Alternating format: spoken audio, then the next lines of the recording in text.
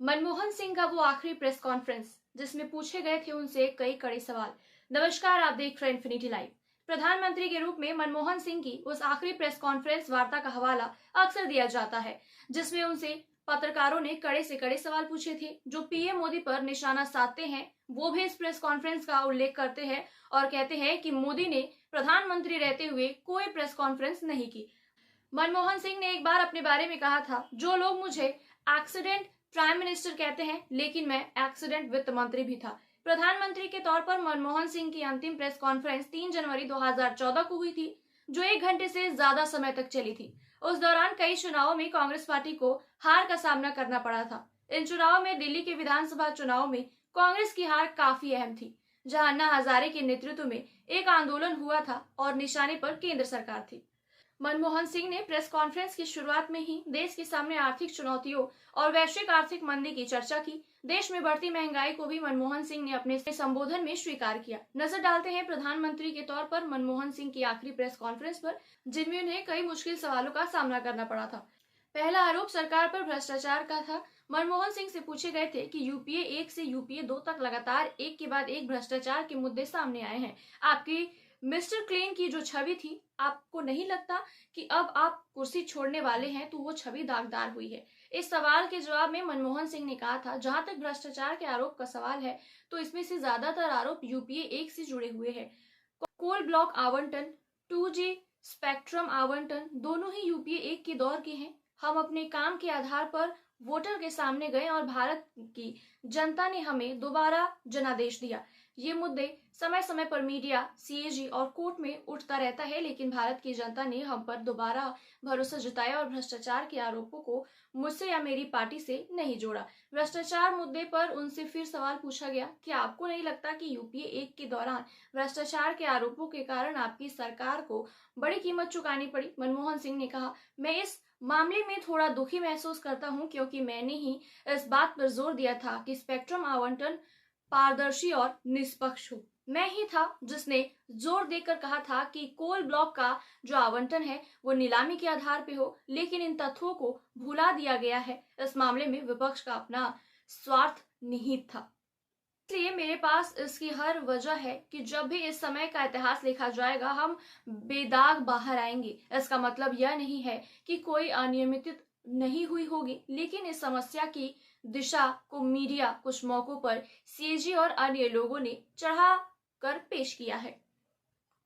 यह वो दौर था जब केंद्र सरकार पर कई तरह के भ्रष्टाचार के आरोप लगाए जा रहे थे।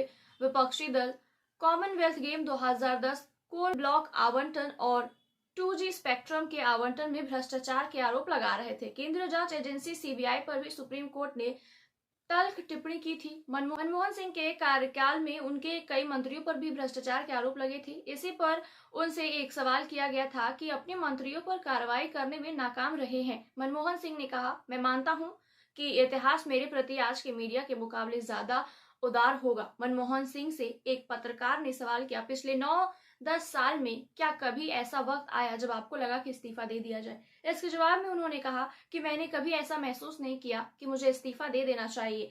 मैंने अपने काम का खूब आनंद लिया। मैंने बिना डर या पक्षपात के अपने काम को पूरी ईमानदारी और निष्ठा के साथ करने की कोशिश की। मनमोहन सिंह को आमतौर पर कम बोलने वाले लोगों में शुमार किया जाता है। उनसे इस मामले में भी सवाल किया गया कि पिछले 10 साल में आप पर सबसे ज्यादा चुप रहने का आरोप लगा है।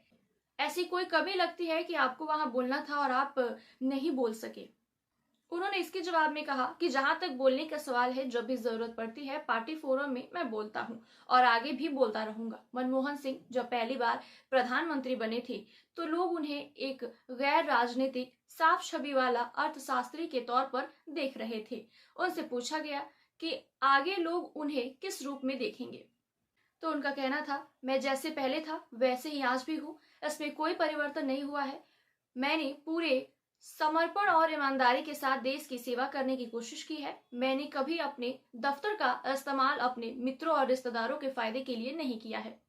मनमोहन सिंह पर विपक्ष का यह भी आरोप होता था कि वो सोनिया गांधी या राहुल गांधी के इशारे पर चलती है। इस सवाल पर मनमोहन सिंह ने कहा था कि इसमें कोई नुकसान नहीं है। पार्टी अध्यक्ष या उपाध्यक्ष को लगता है कि उनका कोई नजरिया सरकार की सोच में झलकना चाहिए तो इसमें कोई बुरी बात नहीं है, सोनिया गांधी या राहुल गांधी सरकार की मदद के लिए ही है।